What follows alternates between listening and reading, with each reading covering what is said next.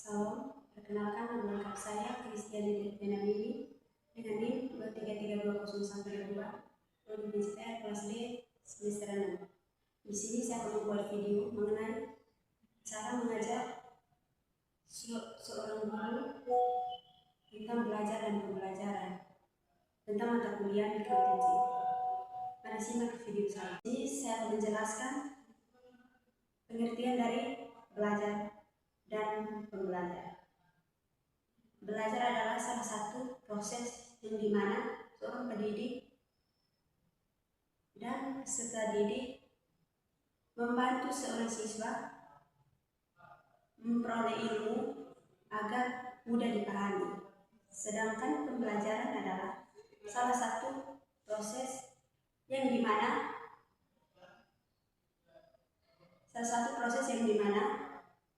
seorang individu memperoleh kemampuan atau pembentukan hegemonis yang dapat dipahami oleh seseorang. Di sini juga saya akan menjelaskan tujuan dari belajar dan mengajar seorang guru. Tujuan dari belajar adalah suatu perubahan tingkah laku, peningkatan pengetahuan, keterampilan, serta penanaman nilai-nilai sikap mental yang diharapkan dan dicapai oleh seorang setelah melakukan proses belajar. Ini bertujuan dan contoh mengubah kebiasaan guru menjadi baik, dan kedua, mengembangkan kemampuan berpikir kritis, dan membentukkan individu yang berdisiplin atau beradab. Di sini juga tujuan dari belajar, ada beberapa tujuan dari belajar dalam dia punya tujuan belajar, ada beberapa perubahan. Yang pertama itu perubahan perilaku seorang siswa. Perubahan perilaku seorang siswa itu dia pun contohnya bertujuan mengubah tingkah laku dari yang tidak tahu menjadi tahu. Yang kedua itu dia punya contoh sikap negatif, dari sikap negatif kita berubah menjadi sikap positif. Ketiga, meningkatkan kemampuan atau keterampilan motorik. Yang kedua, oleh pengetahuan dan keterampilan. Bertujuan atau contoh itu agar individu mendapatkan pengetahuan baru dan praktis yang dibutuhkan untuk menghadapi tantangan kehidupan sehari-hari maupun profesional. Yang ketiga, pembentukan karakter. Pembentukan karakter itu bertujuan menanamkan nilai mental, sikap yang lebih baik, misalnya menjadi patuh dan disiplin. Yang keempat, arah pembelajaran. Arah pembelajaran itu menjadi paduan yang terukur bagi pengajar atau guru untuk menentukan metode, materi, dan evaluasi hasil belajar yang ingin dicapai. Tujuan pembelajaran adalah deskripsi operasional mengenai kompetensi atau pengetahuan, keterampilan, dan sikap yang diharapkan dan dicapai seorang peserta didik setelah mengikuti proses belajar. Tujuan pembelajaran ini juga berfungsi sebagai paduan terukur bagi peserta didik dan merancang kegiatan belajar yang lebih efektif dan terarah, sekaligus menjadi acuan evaluasi keberhasilan belajar siswa. Contoh, melalui diskusi kelompok, peserta didik dapat menjelaskan upaya memelihara keseimbangan alam yang benar. Kedua, mengembangkan keterampilan berpikir analitis atau kognitif. Juga melatih kemampuan guru dan menganalisis proses pembelajaran. Guru dituntut untuk mampu. Yang pertama itu menganalisis kebutuhan belajar siswa. Yang kedua, memiliki strategi pembelajaran yang tepat. Yang ketiga, mengevaluasi proses belajar yang telah dilakukan. Yang keempat, melakukan refleksi terhadap kekuatan dan kelemahan pembelajaran. Dengan demikian, guru dapat mampu berpikir kritis dan analitis untuk mengembangkan keterampilan tersebut atau kognitif. Yang ketiga, di sini juga saya akan menjelaskan tujuan ketiga itu menentukan integritas untuk belajar dan pembelajaran seorang guru. Belajar dan pembelajaran merupakan sikap jujur bertanggung jawab dan menjunjung tinggi nilai-nilai etika kegiatan. Dalam pembelajaran dan belajar, guru dilatih untuk menyusun perangkat pembelajaran secara mandiri. Yang kedua, tidak melakukan plagiarisme, tidak menghargai pendapat dan hasil karya orang lain, melakukan tugas secara jujur dan bertanggung jawab.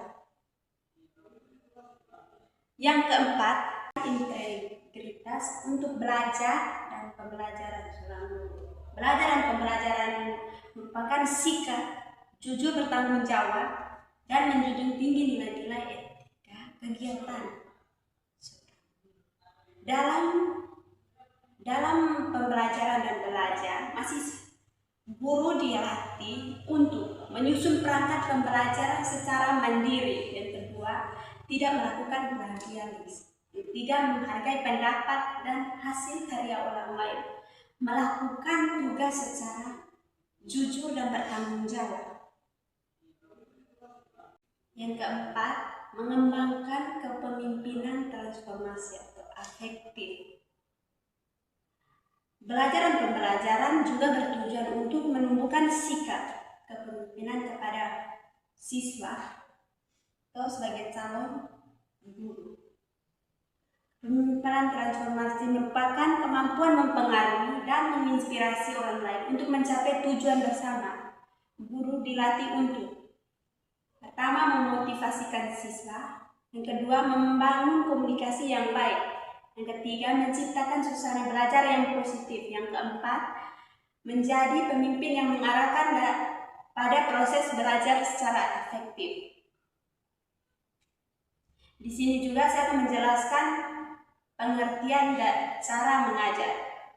Di sini juga saya akan menjelaskan keterampilan mengajar seorang guru atau psikomotor.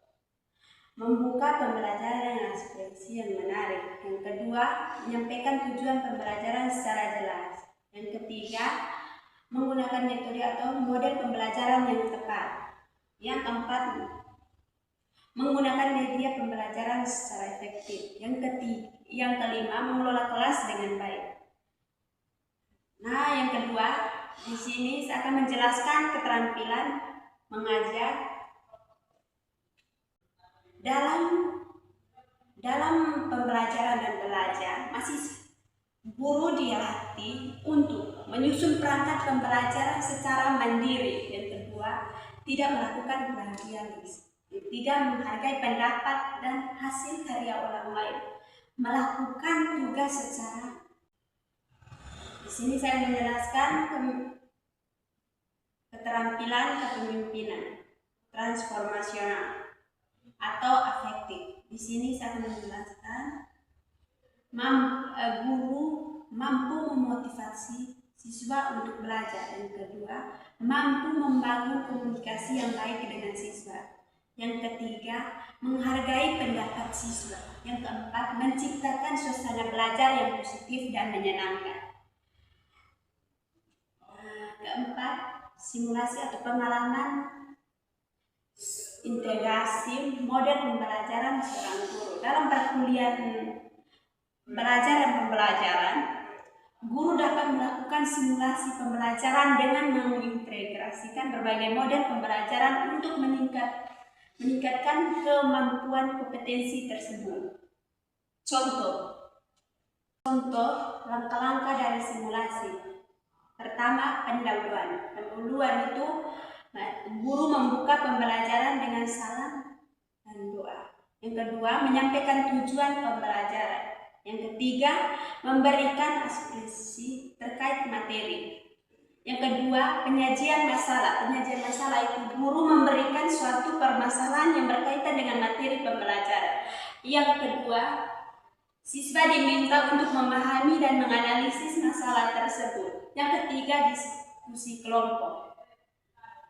Nah, sekian video pembelajaran saya. Semoga bermanfaat untuk kita semua. Tuhan Yesus memberkati.